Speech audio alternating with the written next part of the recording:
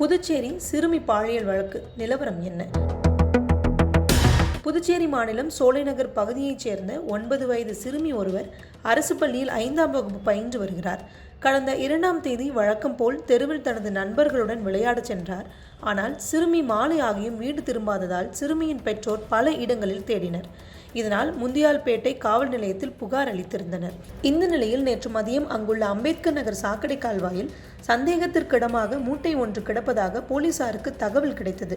உடனடியாக அங்கு சென்று போலீசார் மூட்டையை கைப்பற்றி பிரித்து பார்த்தபோது அதில் சிறுமி கை கால்கள் கட்டப்பட்டு கொடூரமாக கொலை செய்யப்பட்டிருந்தார். கொலையாளிகளை கைது செய்ய கோரி மக்கள் போராடி வருகின்றனர். இந்த நிலையில் சிறுமியின் தந்தை பேசும் ஆடியோ ஒன்றும் வெளியாகி பரபரப்பை ஏற்படுத்தியது.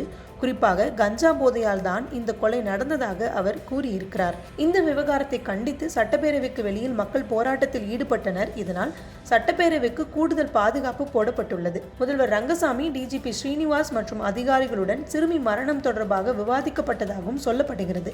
இதில் சம்பந்தப்பட்ட காவல் நிலையத்தில் உள்ளோர் மீது நடவடிக்கை எடுக்க உத்தரவிட்டதாகவும் பேரவை வட்டாரங்கள் தெரிவித்தன. போலீஸ் விசாரணையின் நிலவரம் என்ன?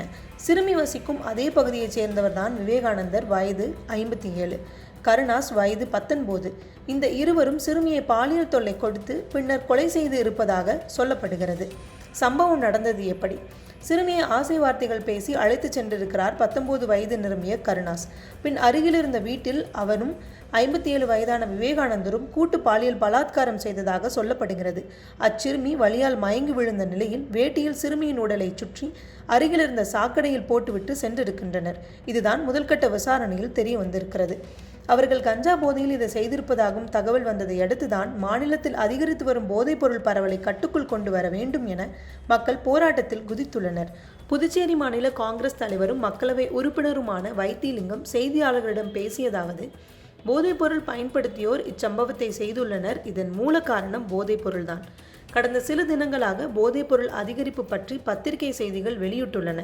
போதைப்பொருள் நடமாட்டம் அதிகளவில் கல்வி நிலையங்களில், குறிப்பாக கல்லூரிகள், பள்ளிகளில் இருக்கிறது. ஆட்சியர் கூட்டத்திலும் இக்கருத்து பதிவாகியுள்ளது. போதைப் பொருள்களை தடுக்க அரசு எவ்வித நடவடிக்கையும் எடுக்கவில்லை, அரசு எதுவுமே செய்யவில்லை என குற்றச்சாட்டை முன்வைத்துள்ளார். கடந்த பல நாட்களாகவே போதைப்பொருள் புழக்கம் குறித்து அப்பகுதி மக்கள் புகார் தெரிவித்தும் எந்த நடவடிக்கையும் எடுக்கவில்லை என பொதுமக்கள் குற்றச்சாட்டை முன்வைத்திருக்கின்றனர். மேலும் சிறுமிக்கு பாலியல் தொல்லை கொடுத்து கொடூரமாக கொலை செய்தவர்களுக்கு கடுமையான தண்டனை வழங்க வேண்டும் என்பதை முன்வைத்து தீவிரமாக மக்கள் புதுச்சேரியில் போராடி வருகின்றனர்.